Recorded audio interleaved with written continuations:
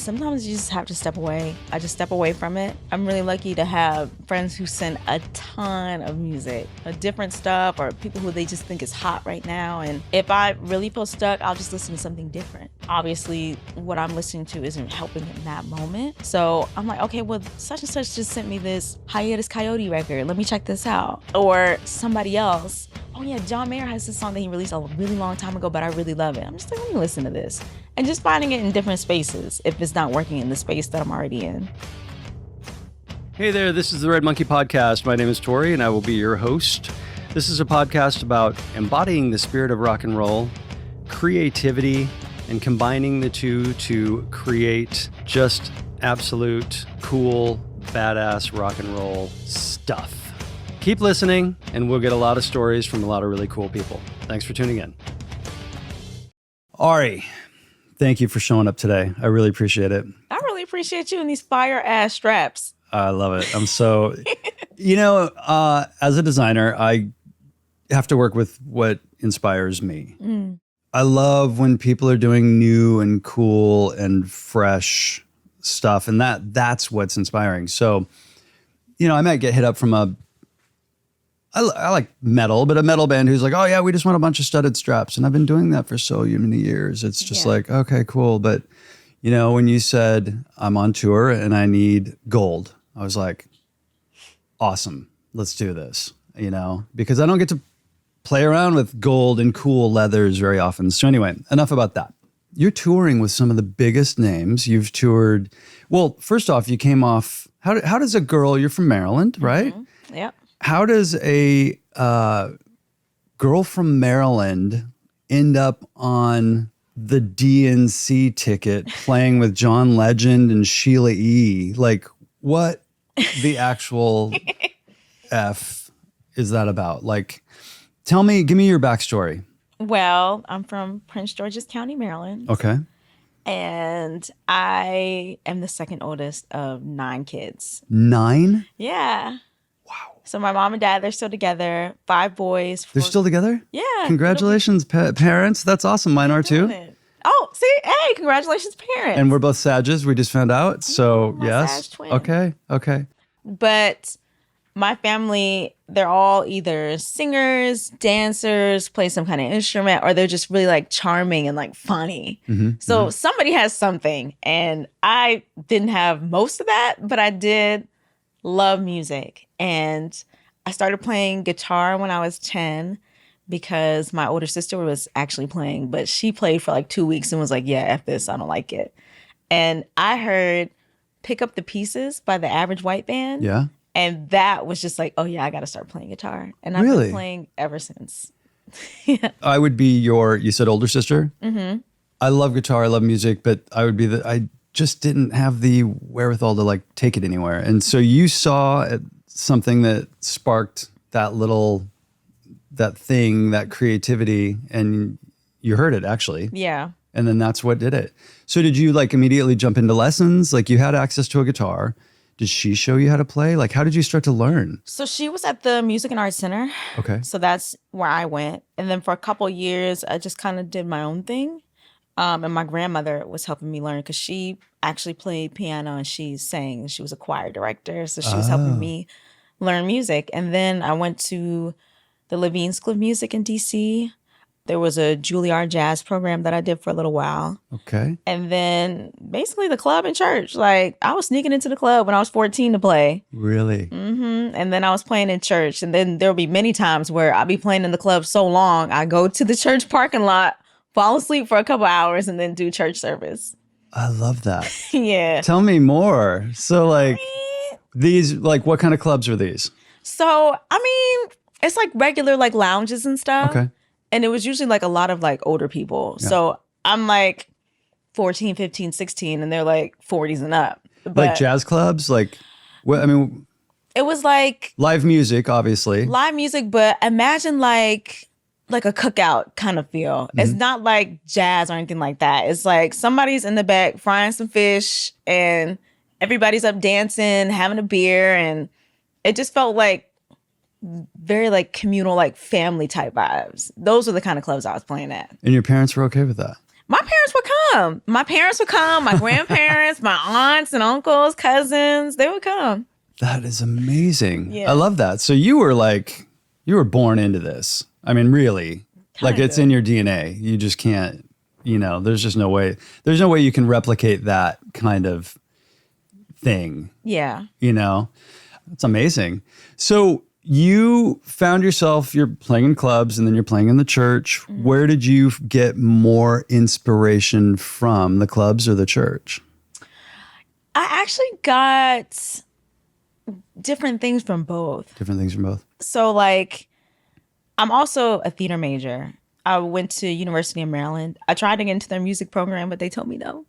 Really? Yeah. So I was still playing in the clubs in the church. And as I'm doing theater, like learning how to perform and, how to basically like convince people you are this person with your whole body. Mm-hmm. It's the same thing on stage. So I took a lot of my theater training and I would use that in the club versus church where all the best musicians are in church. So just picking up on little things that they would do and, a lot of stuff is on the fly and, really having to listen to people and be in the spirit to, get people to that place through your playing. Like it gave me the tools that I use now on stage as far as music. But the club, as far as like twerking and playing guitar and flipping my hair and doing all that stuff, that's what that gave me. That's what that gave you. Wow. So it basically gave you the confidence of being able to perform live. Yeah. It's kind of funny how a lot of these things that happen as we're evolving into adults or as kids or whatever, there's usually a reason why they're there, especially in the creatives. I've noticed this in the creative space. So like, you're now on stage doing some of the biggest acts and you don't want to outshine maybe the person who's but you have to raise up and level up because if you're just standing there playing, it's not going to do it, Absolutely. And I've had conversations with other musicians, like musicians who actually went to school. And I didn't know that there was like this beef between like touring musicians or like people who play jazz and then they go off and do other things and like real jazz players. Because I've talked to some friends who have been clowned by like the real jazz musicians who, they play like jazz versus doing other things. And I mean, using what they gave you, but you can still play pop and R&B and stuff and dance and look like you're having a good time. Sure. People are paying to see you, give them something to look at, I used to be a professional ballet dancer and I came to LA as a dancer. Side story another time, but wow. To kind of piggyback on what you're talking about is I knew some we call them technicians, like people that were very technically proficient and could just spin and jump and do all this stuff. And they were boring. Yeah. Boring to watch. Yeah. Like, it was like, oh, great. Like, okay. Like you've been schooled so much that you've lost all your vibe. Like the mojo's not there. And that's what you organically got by being enveloped into the club and into the church. And like it gave that vibe that you didn't even know you were probably getting. Yeah. It just gave it to you. And then you learned the chops after. That's huge. I mean, that's why you are where you're at now. Thank you. I'm definitely grateful. If I'm correct in my doing my homework, you were discovered on Instagram. Mm-hmm. So you were just posting videos, like?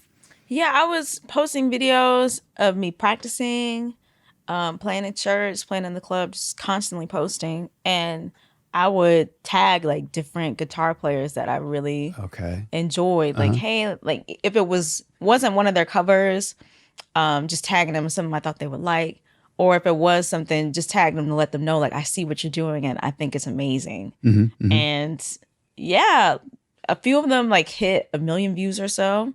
And one of my videos, I was playing in the club and I got up on a table and started playing. I think it was like some song.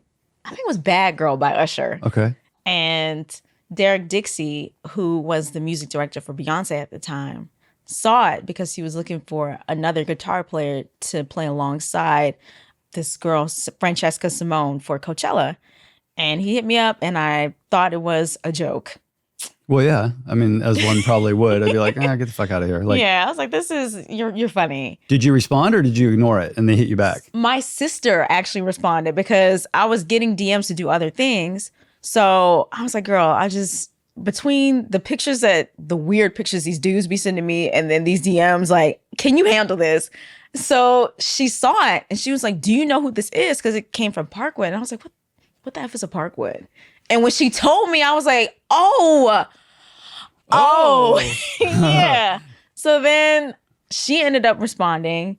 I sent in some videos from Watch of me playing. And on my birthday, I found out that I was going to be playing for somebody over at Parkwood. I still didn't know until I actually touched down in LA the next day who it was for and what it was for. Wow. So they flew you out. Yeah. They're like, we're going to fly you out. And you're like, okay. Yeah. You know,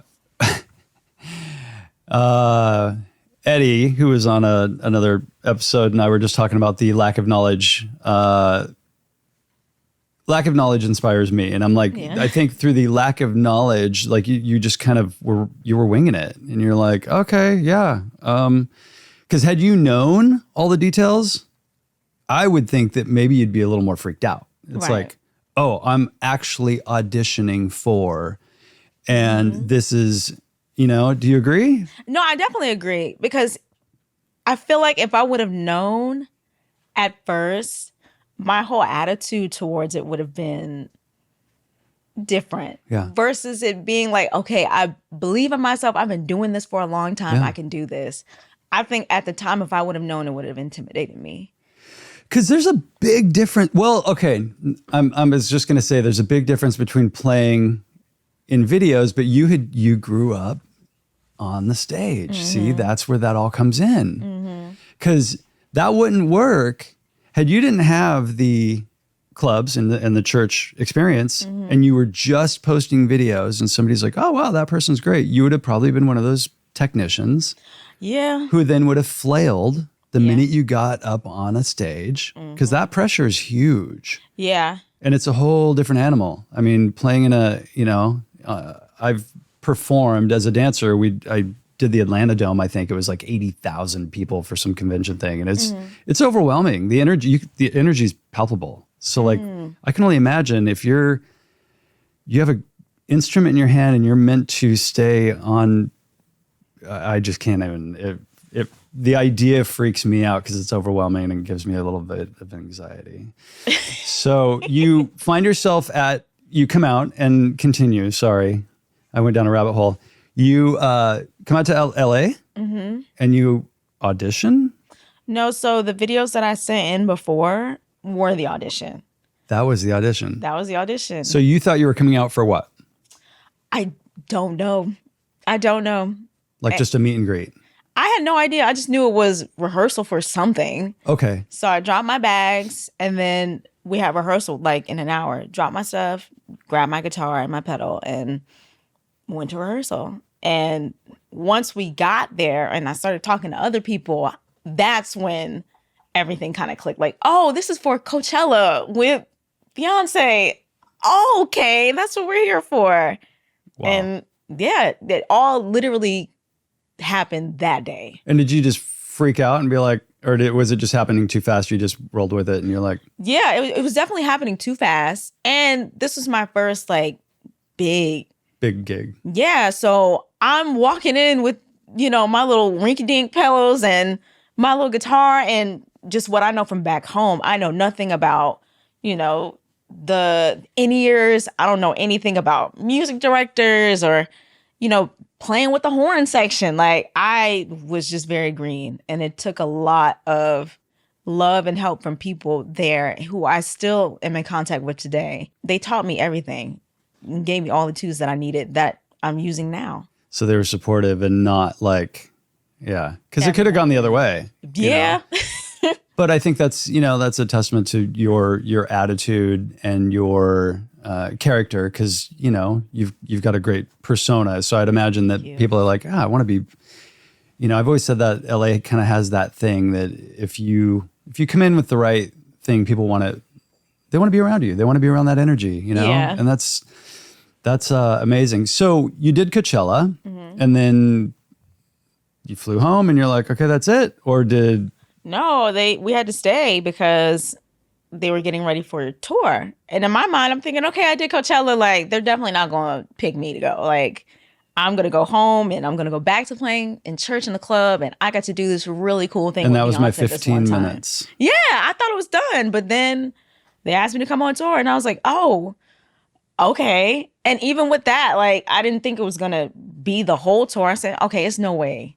I don't know. The whole time I'm just like doubting, like, this is really real. But then a year later, after being on the road and I finally went home, I'm like, wow, that really happened. What just happened? Yeah. Like, I haven't even packed a bag yet. Yeah. I just, wow.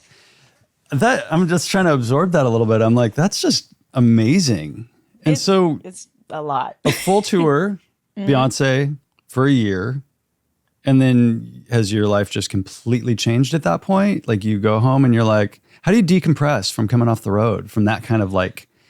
I mean, the first thing I did was invite my family over. I had my line sisters over and we just had a drink. And I actually came home on my birthday. So perfect. I left the day after my birthday. Then a year later came home on my birthday. So my friends, like we just hung out at the house, had some drinks. Like I love just being around friends and family. Yeah.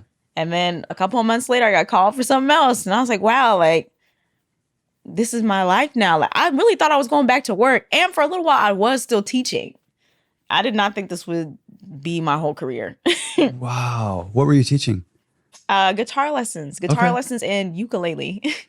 So you come off of a tour after a year with Beyonce and you think you're just going to go back and start teaching guitar lessons again. Mm-hmm. So how do you find yourself from that point? You've gone off on tour, you get some respite. Who's the next people calling you up? It's Adam Blackstone. And I knew about him from all the stuff that he did with Justin Timberlake. Okay.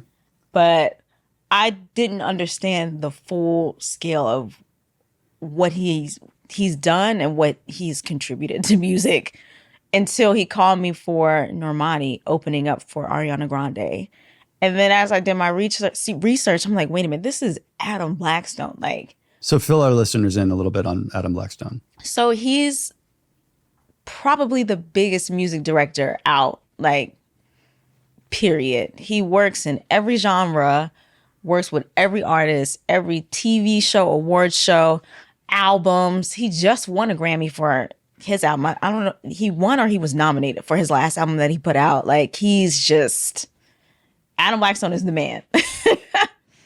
And so you got a call directly from him. So it was Adam and then his boy, Terrence Vaughn, who is my current music director, or was my most current music director for SZA. SZA, right. Okay. Do you write your own music? So I recently started, maybe about 5 years ago. I'm in a group called Lady. It's an all-female band, kind of like our take on what an all-girl mint condition would look like. Okay. I started writing with them, actually, and I haven't stopped. And you're writing all the guitar parts, you're writing lyrics, you're writing... So it's a mixture of both. How does that collaboration work? So we all play something, so we'll do our parts, and sometimes there'll be like a skeleton that Harmony Samuels will do for us. That's our producer, and he put us all together. But we have the freedom to do our own guitar parts, and we all write together, just putting our little bit in. But that was my first time like writing lyrics ever. Wow. Yeah. Which makes me think of like, let's say if you're going out on a Beyonce tour, like, are they handing you sheet music? Are they how are you learning that? Because you're not having to come up with the guitar parts for that, right?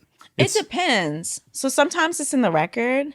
Like when I was with Beyonce, I was looking at her live shows and just her album, Destiny's Child album and Cheetah Girls. Those are the two first CDs I ever got, my sister and I. So I was already well aware of Beyonce's catalog. But for something like that, like we really just followed the record. Now with something like SZA, where for some of her songs there wasn't any guitar in there, I would have to do my own parts. But if the part's already in the song, I just usually follow that. Are you like improving each night something different, or do you kind of come up with something? Sometimes if the song calls for it, then yeah. But if there are parts that are there, then I'm playing the parts. Wow. Because that's getting into some, it's a kind of another world there in and of itself. Because just playing guitar is playing guitar. And then, it's like the studio guys and then the, touring guys and then the, how do you keep your own creativity, your own persona, your own, individuality when you're meant to perform alongside, a big act or something like that? You're going on tour. Like, how do you keep the two so you can bring in your own elements, your own thing, but also supply what they want? Well, that's a really good question. I feel like it's easy to do it when you're around people who are already like that. Like they hired you for a reason and they want you to be you, but just play the parts. And I have had the privilege of working with a lot of great musicians and artists who are, they just have a signature, whether it's a sound, whether it's a look or anything. It's just very signature about them. And just following behind them. Like they can stay true to themselves and be themselves because they were hired to be them. I'm going to do the same thing. I'm going to be the Ari that they hired. I was reading somewhere there was you were on the DNC 24, you performed, and there were some people that they weren't happy with some of the performances that happened, but you were a standout. People were like, who is this? And who is this guitar player? And like, you were up there, on the floor, laying back, rocking out. Like you went for it. Like you were full rock star status. Thank you. And it was awesome and inspiring to watch. Was everybody cool with that? Like, was that obviously the fans loved it. So originally when I got called for that, I thought I was going to be in the house band with Ricky Minor. Oh, I was like, okay, cool. I was already hype off of that. But once again, it wasn't until I was actually like there that I realized like, oh, you want me up front. Okay. But I was still treating it as like, I'm just there to play. I'm just the guitar player. But Sheila E. is the one who really like got me out of that. She was like, no, you're up here with us. It's you, me, and John. So whatever you have to do, get on the floor and really get that spirit of Prince, you do that. You're sharing this with us. So she gave you creative license. She did. I love that. That helps because, if not, you might hold back and go, well, I don't want to overstep. And I definitely was. I was scooting to the back. I was just going to play in the back. And when the solo part came up, I was going to go up and just go back and do my thing. Yeah. But she was like, no, girl, you're here. If the audience hasn't seen that, check out the DNC 24 performance. It's great. And it's a lot of fun. You mentioned Ricky Minor. That guitar strap actually right next to you, the one with the flowers on it. Mm-hmm. I was doing some stuff on American Idol, and he was the musical director at American Idol. Nice. And he saw that. That's one of my old pieces. And he was like, I want this exact strap. And I'm like, well, no, let me make you one. And he's like, no, I want this one. And so I had to recreate it for him. So that's my Ricky Minor story. That's so cool. You work with everybody. I know that's right. Well, I know that you have been referred to as Miss Fender. Mm-hmm. You are a Fender exclusive player? I'm not, but I love Strats. Like, they give me everything that I need for every gig. And a lot of people, I see like different comments when I do YouTube videos about Strats. And, they make it seem like it's, a paid thing or like I'm just doing it just to do it. But no, I really love Strats. And I just love Fender in general because everybody over there is just so kind. Mm-hmm. Anything that I need, like, they're immediately on it. And I just like the way that I'm treated there. So to be treated like an artist and dealing with wonderful people and you have a great product, like, I'm definitely Miss Fender. Fender, I think there's an Ari O'Neal signature model in the works. Hit me up. Hit her up. If you could build your ultimate, like what kind of Strat, Fender Strat, what color? If you were going to do a signature model, Ari O'Neal, Fender Strat. I don't know, but it would have to be something with sparkles. It has to be flashy. Sparkles Like as and soon as the flashy. light hits it, it's like, bow, there it is. The guitar player is right there. Love it. Gold hardware, silver hardware. We're gonna build this thing and we're gonna get Fender to As long as it shines, I don't care. All right. I'm like, anybody at Fender, let's do this thing, right? Jason. Yeah. Let's get this thing going. What kind of advice would you give aspiring musicians, young musicians that are like on the come up? My big rub with a lot of musicians now is they just want to be Instagram famous. They don't care about being great. They don't care about having the foundation of being like an excellent musician. You had your foundation and you used Instagram as a tool. But for the ones that are aspiring and they're coming up, like what kind of inspiration can you give them or advice you could give them? For sure. And I hope I don't come off as like any expert or anything like that, because I'm still learning and I have a long way to go. But I think the best advice would just to be open and to be kind. I'm still learning a lot, and I'm grateful that when I first started, I was surrounded by people who were super duper kind. And even when I came in, one of the pedals that I had in DC, like as far as live music, we have great musicians. Rest in peace, Aaron Spears. Like he was the best.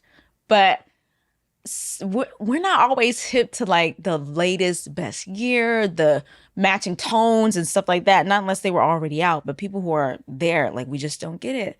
And while I was learning this tour life and getting ready for Coachella, my tech, Sean O'Brien, who's actually from Baltimore, looked at my pedal and he was like, "Oh, so you're using that pedal." I'm not going to say the name.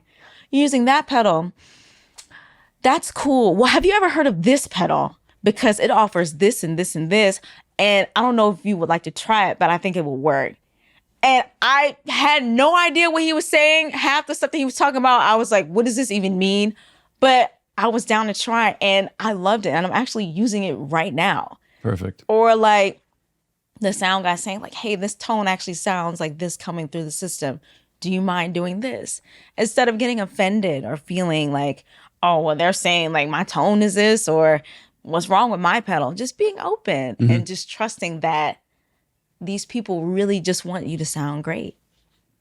I love that. I mean, that's great advice. You know, it's being open to change. That's if you're not open to evolve and change and grow, then I mean, we're going to stagnate, right? Yeah, absolutely. I mean, I've been doing this for 30 years and I'm still, every time there's somebody that comes, you come to with a special request of some sort and it's like, oh, okay, that's where the inspiration comes in and that's the challenge and what keeps it fun and creative and you know, inspiring. Yeah. Because that can be a challenge, keeping the inspiration going, you know, sometimes. Absolutely. Like, how do you find, like, if you're writing music or maybe you're just not feeling it that day, like, how do you find that flow or that, you know, that needed inspiration to, like, just kick it out?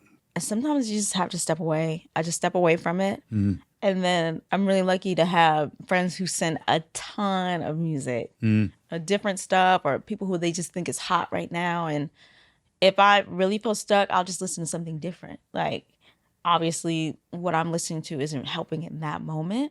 So I'm like, okay, well, such and such just sent me this, I don't know, this Hiatus Coyote record. Let me check this out. Or somebody else, oh yeah, John Mayer has this song that he released a really long time ago, but I really love it. I'm just like, let me listen to this. And just finding it in different spaces if it's not working in the space that I'm already in. Are there any older, I don't want to say older, but like, who would your inspirations be for, let's say, guitar players? Like, are there any that you just go, man, every time that comes on, I can't turn it off? Man, definitely Prince. Okay. But not just because of his playing, like just his whole style in general. Yeah. Like he was just so anti and just authentically himself. Because there are a lot of times where I feel pressure to do different things. Like I'm not a shredder, even though I think it's super duper cool. I think the technique that goes into it is really intricate and cool, and it's a great tool to have. And I wish I had it, but I just don't.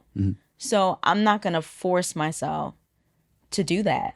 Even though like it's still cool to learn, it's still cool to listen to. And honestly, I really do wish that I can do it, but I just can't. And that's okay. And I feel like that was Prince. Like, he could definitely do everything, but he was so good at just being him. I'm like, okay, I want to be that. But aside from that, Isaiah Sharkey, Lord have mercy. I love everything that he plays.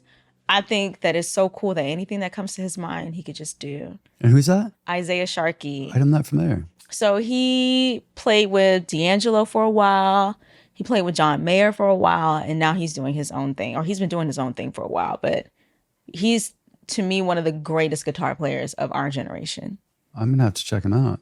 Oh, for sure. You know, as a creative, you mentioned Prince. And one of the things I've noticed with most of the people that I've talked to, or actually everybody, or all the creatives that I converse with, is the common theme of not staying within the box. Like, you just can't help it. It's like getting out of the box and doing your own thing and just being true to your core.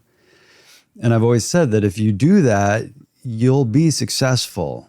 Maybe there won't be multi-millions of dollars in the bank, but I mean, it's if you're doing what is getting you off and it's being creative and that's your thing, that is success. Absolutely. To me. I mean, I'm just like that. I remember as a kid, I grew up in a town of 730 people in a rural country town. Yeah. Oh, so you knew everybody.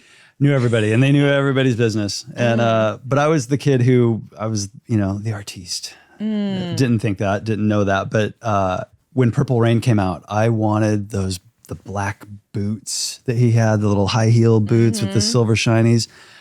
Oh, I wanted those so bad. I mean, it so didn't fit in where I was from, but I was like, that is cool. And that whole look, like I think they called it the Urkeley shirt, the shirt with the ruffles and the whole thing. I mean, I was so into like fashion and things, and Prince was just, God, we lost one. One of a kind. Oh, totally. He got no business being dead. I tell you that right now. No. Anyway, any upcoming projects that you can talk about, that you want to talk about? Yeah. I have a single coming out. It's called Time for Mess, and it's a house record. I love house. I love EDM, and I'm just like, I'm trying stuff this year. It just feels like the year to just do different and do different things. So I'm releasing that this summer. Is it all guitar? Or are you producing? Not. So it's definitely like a EDM regular beat, but I do have a lot of guitar in there. Trying to marry the two has been an interesting process, but It's been fun. That's cool. Yeah. And how do you release that? It's nowhere yet. Nowhere yet. We're still mixing and mastering and trying to get all that together. Yeah. But we're going to try to release it this summer. Okay. Plus, this will be my first time releasing anything on my own. Yeah. So I don't know what that process is like, but hopefully it's all good. And so you're getting ready to go out on a tour. We're not going to say who with, but we will be seeing you on stages again very soon. With your straps. With the Red Monkey straps. How can people find you? You can find me on Insta or Twitter or TikTok at Ari O'Neal, or through my karaoke page, OTR Karaoke. What is that? So I throw a karaoke event in DC. Okay. Called Off the Record Karaoke. Yeah. So it's karaoke, but it's with a live band. Okay. So even if you can't sing, girl, you can get up here and be a rock star, okay? And you got a full band backing you up. That's rad. So Rosie, you met her earlier, my partner in crime, the love of my life. Her dad is an amazing mariachi singer and has been for years. And his thing is he puts on shows and karaoke. Nice. And we always used to like, kind of, I loved it. I thought it was great, but she's grown up with it. But all of a sudden COVID hit and we discovered karaoke. Oh, wow. And then we nerded out and became like super. And then Eddie, who you met earlier, my buddy Eddie, he's like, he can do it all. He makes me sick. He can sing and play guitar and do all that. Okay. Vocal lessons. Like he kind of comes over and like tries to help with that. I love the karaoke thing. But with a live band? With a live band. So all y'all need to fly on over to DC, get your ticket, fly on over. We're throwing another event on May 11th. And we do it like every couple of months. But if you ever feel like singing some karaoke and you need a live band, we got you. Oh my God, that sounds like so much fun. I've never been to DC, but Rosie has. And she said it was probably one of the few places that she would consider moving out of LA to. For real? It's great. Yeah, she loved it. It's great. Well, Ari, thank you so much for coming by the studio and taking the time. I know you just flew into town and we were a long way away from where you were. So I do appreciate that. It's been lovely making you straps and I can't wait to see them on stage. And thank you so much. And everybody just go to @Ari O'Neal to get more information, right? And we'll have everything in the show notes as well. So thank you so much. And thank you for all the beautiful straps. Every single one. I wear them all and they look good with all my outfits. You're Thank you. absolutely welcome. All right. Thank you for wearing them. I appreciate it. Thank you. Yeah. All right. Well, that wraps it up. Hey, thanks for tuning in and we'll see you back here soon. Hey, this is Tori. Thanks so much for listening. Don't forget to subscribe, rate, and review wherever you get your podcasts, and we will catch you on the next one.